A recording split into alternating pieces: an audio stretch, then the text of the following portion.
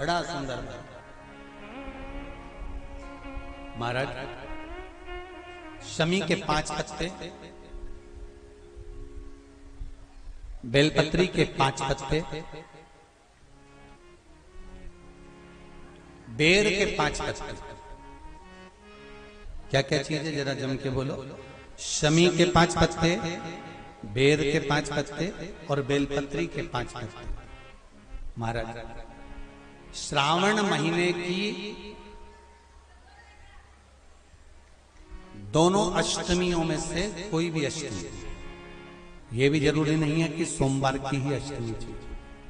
श्रावण महीने की दोनों अष्टमियों में से कोई भी अष्टमी को बेर के पत्ते पर लाल चंदन, बेलपत्री के पत्ते पर पीला चंदन, शमी के पत्र पर केवल कोई चंदन लगाने की जरूरत नहीं, सादा केवल एकदम कुछ भी उसमें लगाकर नहीं, सिंपल।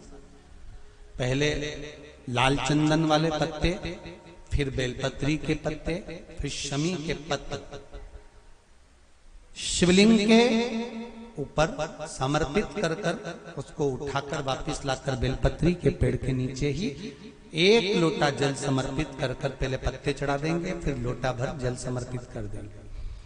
उसी चढ़े हुए पत्तों में से 5 बेलपत्र को लेकर अपने घर आ जावे और अवधूतेश्वर महादेव, कौन से महादेव? अवधूतेश्वर महादेव। ये अवधूतेश्वर महादेव कौन से हैं? आपको कथा में कई बार वर्णन करा गया है। शंकर भगवान को क्रोध आया, ब्रह्मा जी ने क्रोध को लिया, समुद्र में डाला।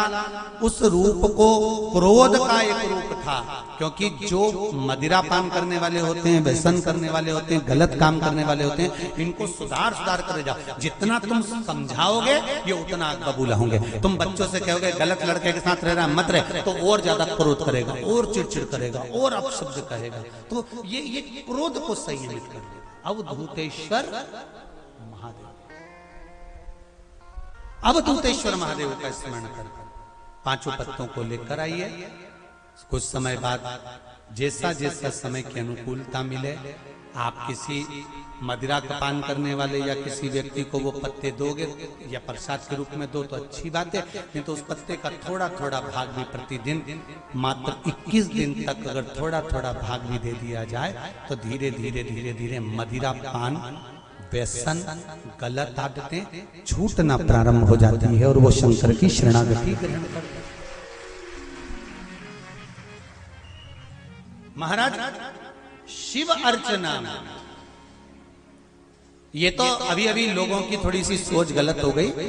ये दुनिया के लोगों को ये तो मालूम नहीं है भगवान शंकर के लिए। हाँ, शंकर भगवान के पास में भांग रहती है, शंकर भगवान के पास में भांग रखी हुई होती है। शंकर भगवान का भांग का श्रृंगार होता है, क्योंकि उसको बूटी के रूप में, औषधि के रूप में लिया जाए। पर कोई कहे कि शंकर भगवान भांग का नशा करते हैं, तो ये संसार के लोगों को समझा देना कि शिव भांग का नशा, मेरा भोलेनाथ भांग का नशा नहीं,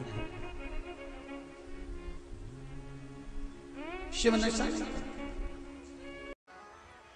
दूल्हा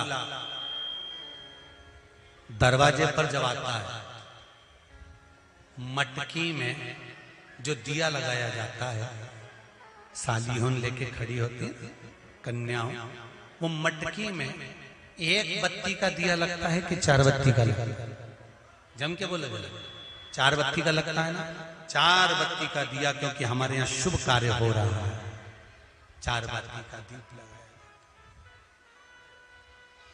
तुम्हारे यहाँ प्रतिदिन घर में आरती करते होगे, तो जो घी के डब्बे में भींगी भींगाई बत्ती रखी रहेंगी, उसको निकाल के धर देते। बोलो सही है गलत है? निकाल के धरी, माचिस से लगाई, तन मन धन सब कुछ तेरा, और आरती कर पुरा के, घंटी बजा के, भोग लगा के, शक्कर रख के, भगवान को प्रणाम करके चली जाती। अब तुम्हारे यहाँ सत्यनारायण भगवान की तुमने कथा करवाई, तो जो घी की बत्ती लगी वो तो लगी, उसके अलावा एक दिए में कपूर अलग से लगाया। मतलब कितनी बाती हो गई? एक घी की हो गई, एक कपूर की आरती हो गई। जजमान लोग यहाँ आरती करते हैं, उसके बाद में कपूर को फिर जला देते हैं। उसका कारण क्या है?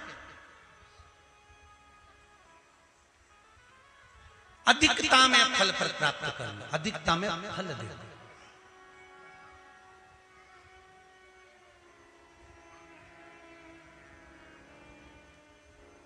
साल, 2 साल, 4 साल, 6 साल में आप भी प्रयास करा करो, पतली पतली बत्ती बनाकर 108 गिनकर घी में जब उसको पूरी बांध लो, घी में भिगो कर रख लो।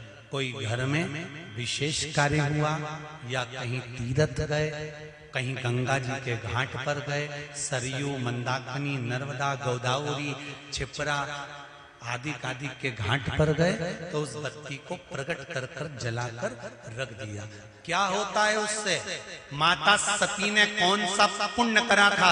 जो शंकर भगवान के कंधे पर शव पड़ा हुआ था और शंकर नाच रहे थे, वो सती का पुण्य था कि वो कभी एक सामग्री से शिव को प्रसन्न नहीं करती थी, बहुता में देकर शंकर को रिझाती थी। इसलिए शिव ने उसको अखंडता प्रदान की।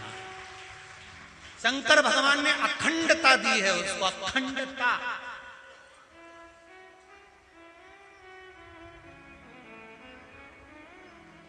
वल्ली देवी ने एक कल में जो छिपरा नहाए थे, आप में से कितने लोग हैं जो नर्मदा नहाए?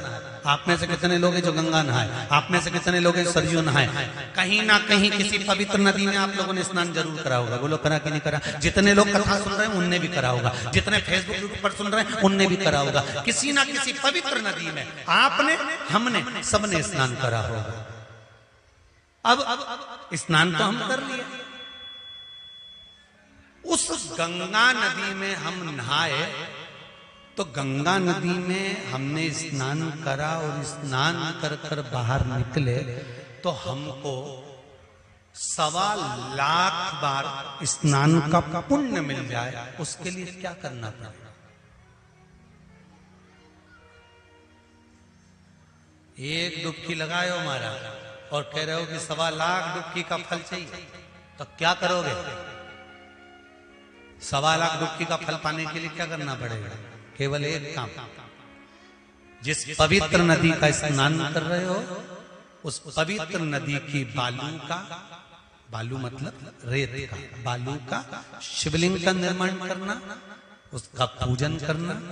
पूजन कर कर जो बत्ती जोड़कर 108 बत्ती बनाई है, पूजन कर कर एक दिए में वो बत्ती, उस जो बालू का शिवलिंग बनाया है, पार्थिव शिवलिंग का निर्माण करा है, जो तुमने किसी गंगा, सरयू, नर्मदा, छिपरा, मंदाकिनी, नर्मदा आदि पवित्र नदियों के तट पर स्नान करते समय तुमने जो शिवलिंग बनाकर पूजन करा है, उसके सामने वो बाती को जला देना, उसी से आरती उतार लेना, वो बाती वहां लगाकर छोड़ देना और छोड़ने के बाद उस शिवलिंग का फिर विसर्जन कर देना। विसर्जन कर कर उसी जल को अपने ऊपर छींट लेना। 1.25 लाख डुबकी का फल एक ही क्षण में प्राप्त होता है।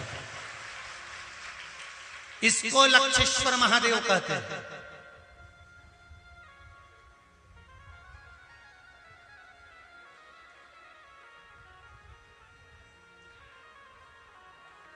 इसको लक्षेश्वर महादेव कहते हैं। महाराज